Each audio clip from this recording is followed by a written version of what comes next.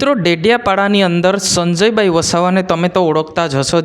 આજથી લગભગ 3 મહિના પહેલાં ધારાસભ્ય ચેતરભાઈ વસાવા અને સંજયભાઈ વસાવા સાહેબ બંનેનો ઝઘડો થયો હતો અને ચેતરભાઈ વસાવાને જેલમાં પણ જવાનો વારો આવ્યો હતો. પરંતુ અત્યારે જે સ્થાનિક ચૂંટણી ચાલી રહી છે ત્યારે તાલુકા જિલ્લા એટલે કે જિલ્લા પંચાયતની અંદર ચેતરભાઈની વસાવાના સામે ઊભા રહ્યા છે. એટલે કે એમના જે કાર્યકર્તા ઊભા રાખવામાં આવ્યા છે એમની સામે જ સંજયભાઈ વસાવા ઊભા રહ્યા છે. તો આ વખતે બરાબરની ટક્કર થઈ રહી છે એવું લોકો કહી રહ્યા છે.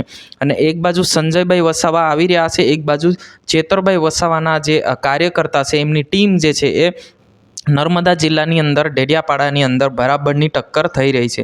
હવે લોકો પણ કહી રહ્યા હતા કે આ વખતે સંજયભાઈ વસાવાની જીત થશે કે પછી ચેતરભાઈ વસાવાની ટીમની જીત થશે. એમની સામે કોણ છે એ ખાસ કરીને આપણે નામ નથી જાણી રહ્યા, પરંતુ જે આમ આદમી પાર્ટીના કાર્યકરને જો બરાબરનો સપોર્ટ કરી રહ્યા છે અને એક બાજુ સંજયભાઈ વસાવા છે. હવે આપણને જોવાનું રહ્યું કે સંજયભાઈ વસાવા જે તાલુકા પ્રમુખ હતા એ અત્યારે જિલ્લા પંચાયતની ચૂંટણી લડી રહ્યા છે, એ બી આમ આદમી પાર્ટી સામે.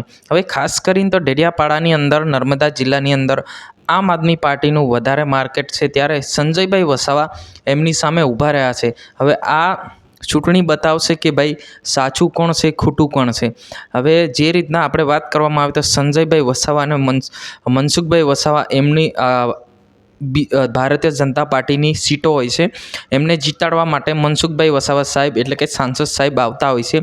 અને જે આમ આદમી પાર્ટીની સીટો જીતાડવા માટે ધારાસભ્ય ચેતરભાઈ વસાવા આવતા હોય છે. આ રીતના અત્યારે બરાબરની ટક્કર થવાની શક્યતા છે. તમારે અવશ્ય કહેવાનું છે કે ભાઈ કઈ પાર્ટી જીતશે નર્મદા ડેડિયાપાડાની અંદર, આમ આદમી પાર્ટી જીતશે કે પછી ભારતીય જનતા પાર્ટી જીતશે. એ તો ત્યારે જ ખબર પડશે, વોટિંગ થશે, ગણતરી થશે, પરિણામ આવશે પછી.